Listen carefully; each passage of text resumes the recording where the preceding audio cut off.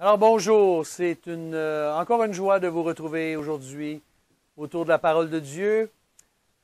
Lorsque j'étais jeune, je me souviens que vers l'âge de 6 ou 7 ans, alors que je vivais une enfance normale et heureuse avec ma famille à l'école primaire, j'ai compris vers cet âge-là la nécessité du principe de l'autorité dans la vie de tous les jours. Je me suis rendu compte que naturellement, comme enfant, avec un cœur rebelle et pécheur, je ne l'admettais pas à ce moment-là, mais je n'aimais pas que ma mère, mon père, ma grande sœur, mon grand frère, mon professeur ou quiconque me dise quoi faire. Puis particulièrement mon jeune frère. Ça a augmenté, mais ça, c'est une autre question avec les années. Je n'aimais pas qu'on me dise quoi faire. Et en grandissant, et en particulier, je dirais après ma conversion, à l'aube de mes 19 ans, lorsque j'ai donné ma vie à Jésus-Christ, j'ai saisi, en lisant la parole de Dieu, en montrant à mon cœur que partout autour de moi, à cause du péché, l'être humain supporte mal l'autorité. Et que les gens qui sont en autorité ont tendance à en abuser de leur autorité. On a tous hérité de nos premiers parents, la Bible nous dit, de cette tendance rebelle à vouloir déterminer par nous-mêmes ce qui est bien et ce qui est mal. Ça, c'est ce qui est arrivé dans le Jardin d'Éden. Et le péché, c'est le péché en nous pousse à vouloir déterminer. On ne veut pas de Dieu, on veut de personne qui nous dise ce qui est bien et ce qui est mal. Mais lorsqu'on se met à lire la vie du Seigneur Jésus dans les évangiles en particulier, nous ne pouvons que constater un contraste énorme entre l'autorité des êtres humains et celle de Jésus-Christ. Le Seigneur Jésus a toujours exercé son autorité pour le bien et il ne s'en est jamais prévalu pour imposer aux hommes sa puissance et sa domination. Dans Matthieu chapitre 20, c'est Jésus lui-même qui a enseigné à ses disciples les paroles qui suivent. Il a dit, « Vous savez que les chefs des nations les tyrannisent et que les grands abusent de leur pouvoir sur elles. Il n'en sera pas de même parmi vous. Mais quiconque veut être grand parmi vous sera votre serviteur. Et quiconque veut être le premier parmi vous sera votre esclave. C'est ainsi que le Fils de l'homme est venu non pour être servi, mais pour servir et donner sa vie en rançon pour beaucoup. » Matthieu 20, 25 à 28. L'autorité du Seigneur Jésus a été bien différente, et ceci en particulier dans son enseignement. C'est ce que l'évangéliste Matthieu affirme à la toute fin du Sermon sur la montagne, c'est-à-dire Matthieu 5, 6 et 7, à la fin de Matthieu chapitre 7. Il est dit ceci au verset 28 et 29, « Quand Jésus eut achevé ses discours, les foules restèrent frappées de son enseignement, car il enseignait comme quelqu'un, il les enseignait comme quelqu'un qui a de l'autorité et non pas comme leur scribe. » Ce sont les dernières paroles du Sermon sur la montagne, ce grand enseignement qui est contenu, je le disais il y a un instant, dans Matthieu 5, 6 et 7. Et ce discours célèbre représente probablement des résumés ou des condensés de longues sessions d'enseignement que Jésus a données à ses disciples et à la foule qui l'écoutait sur plusieurs sujets. Donc, dans ces 3 chapitres, Jésus nous présente non pas les conditions pour entrer dans le royaume dans son royaume, mais les caractéristiques de ceux et celles qui en font partie. Et ces enseignements-là sont tellement percutants que lorsqu'il a achevé son discours, il est dit que les foules ont été frappées, c'est-à-dire déstabilisées, remises en question. Jésus ne laissait personne indifférent par ses enseignements. Et il est vraiment intéressant de regarder, et c'est ce que je veux faire avec vous dans les minutes qui suivent, de voir comment, tout au long du Sermon sur la montagne, l'autorité de Jésus s'est manifestée de diverses façons. Alors, comment Jésus comprenait-il son autorité? Sur quoi se reposait-elle? Pardon. Eh bien, elle commençait d'abord, son autorité, elle est d'abord comme un enseignant remarquable. Comme enseignant remarquable, Jésus a toute une autorité. Quand on examine le contenu et la pédagogie du Seigneur Jésus dans tous les sujets qu'il couvre, dans le Sermon sur la montagne et dans tous les autres textes qu'il a enseignés, on ne peut que constater à quel point il enseignait avec une influence et une assurance hors du commun. Jamais homme n'a parlé comme parle cet homme. C'est ce que les pharisiens ont dit dans Jean chapitre 7, verset 46, après que les gardes, ils ont dit ça aux pharisiens, après avoir été envoyés plus tard pour l'arrêter. Jésus maîtrisait parfaitement ce dont il parlait. Et c'est ce qui motive Matthieu à écrire. Inspiré du Saint-Esprit, justement, il les enseignait comme quelqu'un qui a de l'autorité. Toujours dans Matthieu chapitre 7. Il les enseignait comme quelqu'un qui a de l'autorité.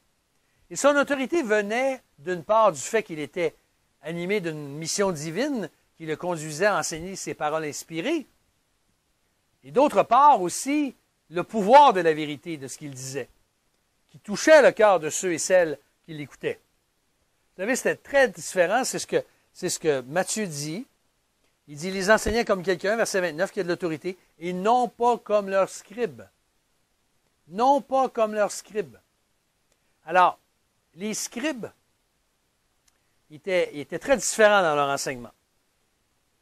Les enseignements qu'ils apportaient au peuple étaient très différents. Leur façon d'enseigner et d'expliquer les Écritures était d'un tout autre ordre que celui de Jésus. Il faut comprendre que les scribes étaient d'abord des écrivains, des interprètes de la loi, des juristes, des théologiens de l'époque, et plusieurs appartenaient au parti des pharisiens, et puis ils exerçaient une grande influence sur les sacrificateurs, les prêtres. Ils les conseillaient sur l'application de la loi de Moïse.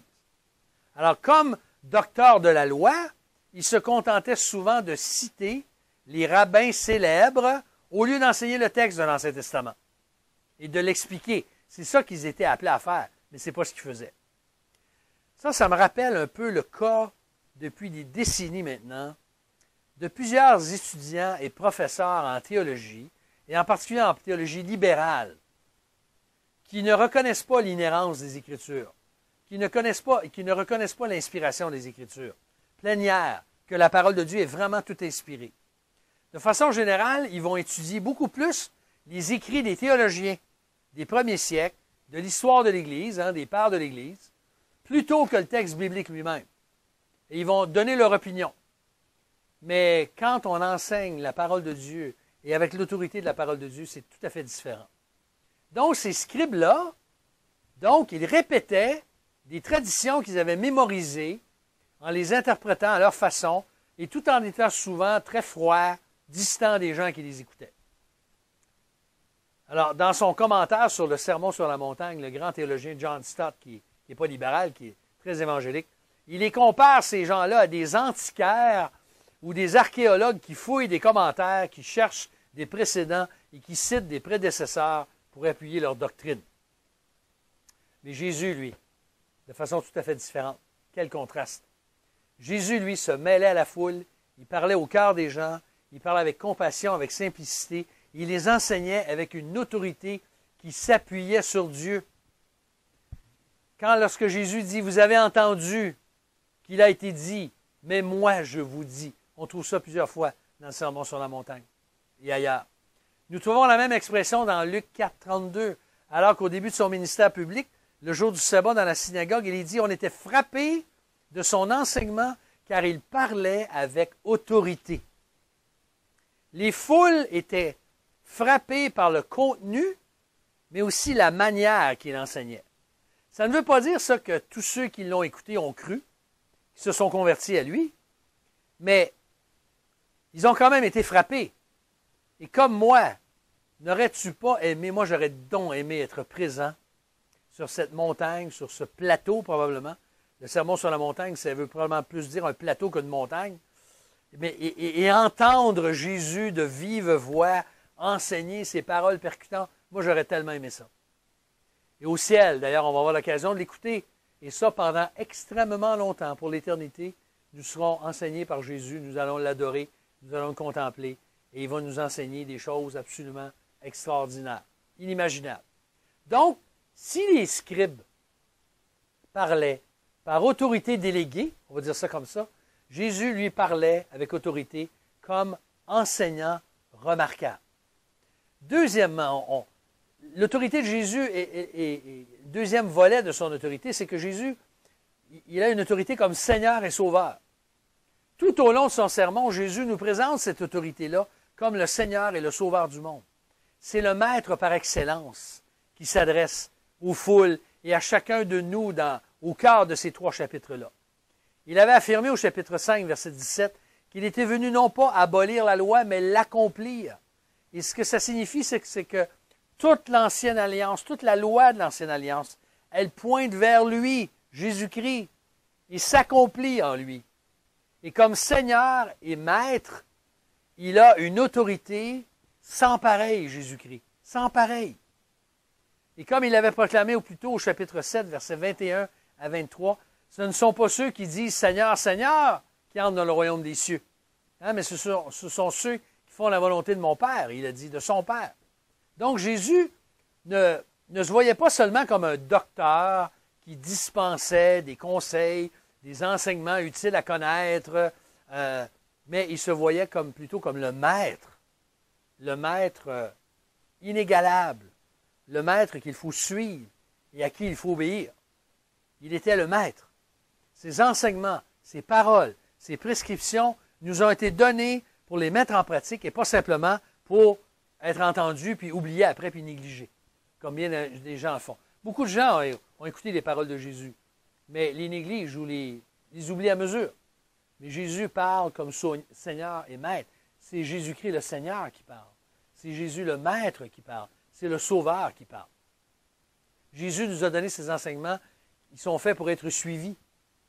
Tu vois, la foi accompagnée de l'obéissance démontre l'autorité de Christ comme Seigneur dans notre vie.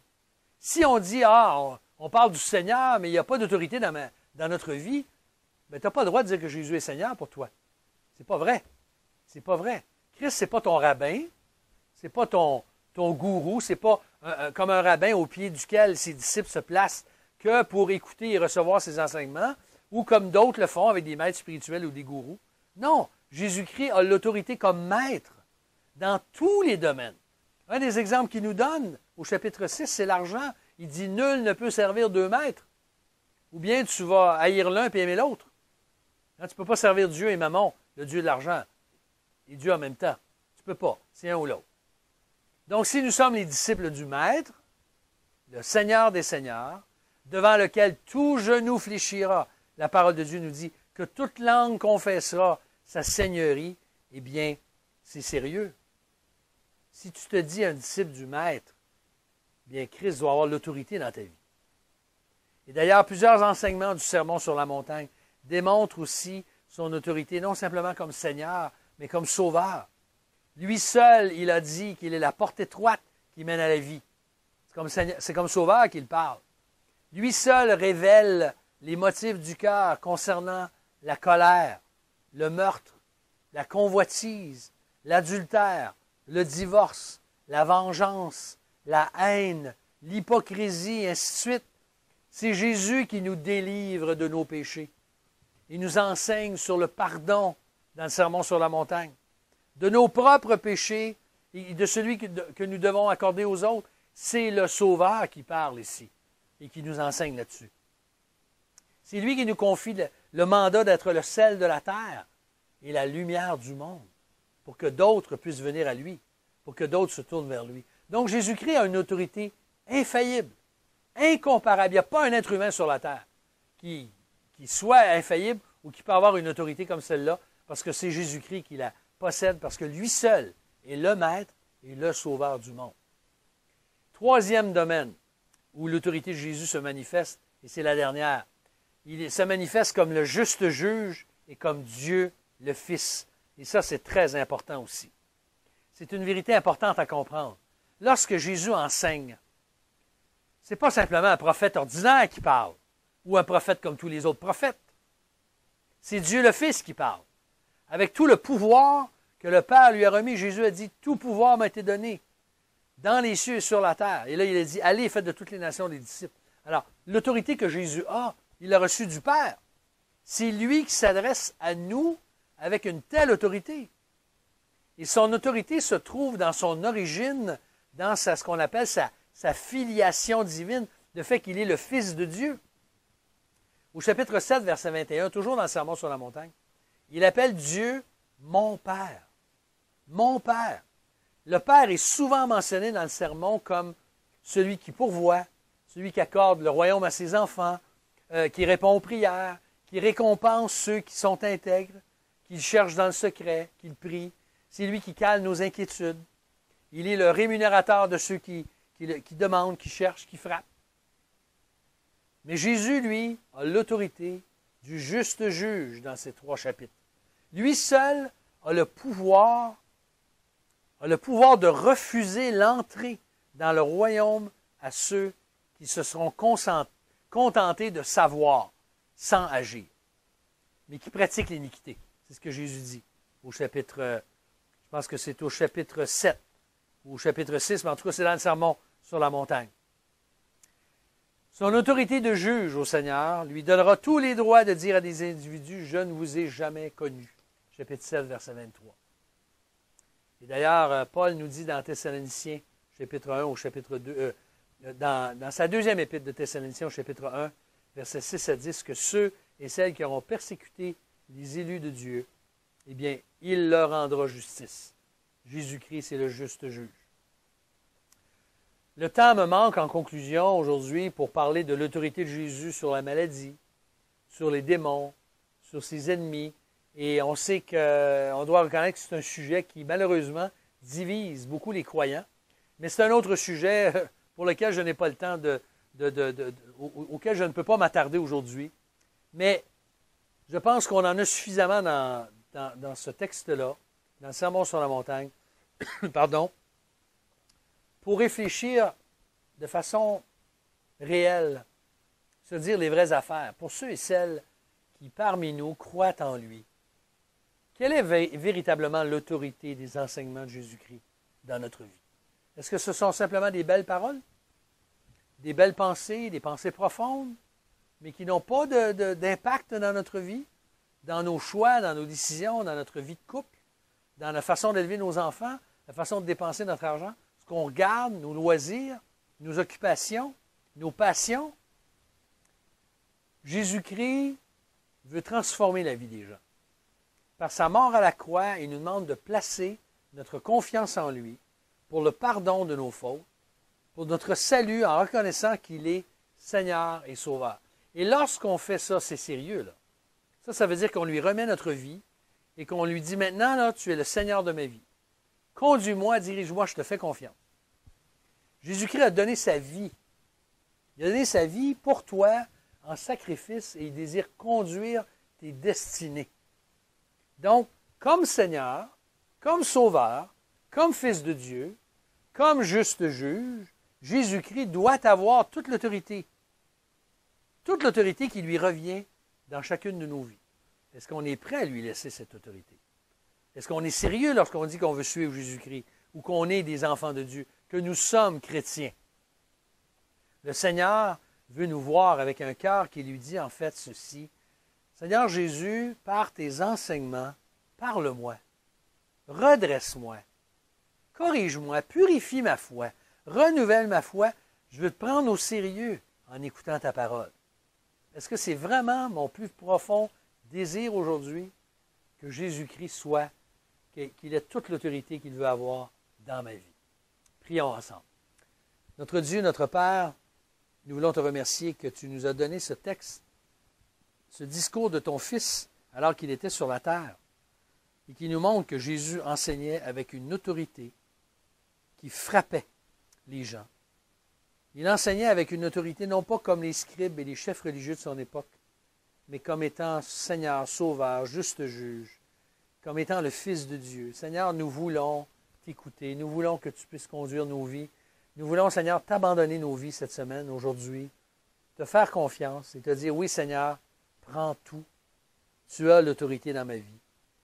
Tu es mon Maître, mon Sauveur. Ô Dieu, que notre plus grand désir, ce soit de te laisser toute l'autorité qui te revienne, toute la place qui te revient, Seigneur Jésus, car tu es notre Sauveur et notre Seigneur.